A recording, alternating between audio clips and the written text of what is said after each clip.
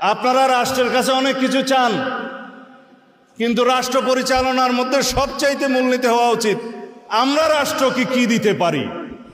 বিএনপির স্থায়ী কমিটির সদস্য জনাব সালাউদ্দিন আহমদ সাহেব বলেছেন, আমরা সবাই রাষ্ট্রের কাছ থেকে দাবি দাওয়া পেশ করি, খুব স্বাভাবিক, কিন্তু রাষ্ট্রকে আমাদের দেওয়ার চেষ্টা করা দরকার। তার সাথে পরিপূর্ণভাবে সহমত পোষণ করে একটি কথা আমি বলতে চাই, সেটা হলো এদেশের 3 লক্ষ মসজিদের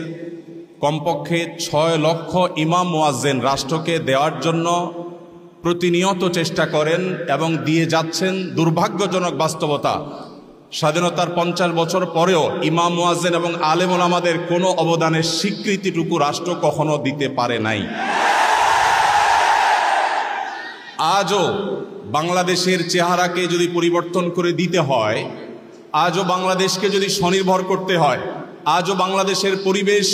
সচেতনতা সৃষ্টি করে যদি সাফল্য অর্জন করতে হয়, পরিবেশ বিপর্যয় যদি রোধ করতে হয়, যে কোনো দুর্যোগ মোকাবেলা যদি সফলভাবে করতে হয়, দেশের শুধু মসজিদগুলোকে ইমাম মুয়াজ্জিনদেরকে যদি রাষ্ট্র অন করে, ইমাম মুয়াজ্জিনদেরকে যদি সে সুযোগ দেয়, তাদেরকে যদি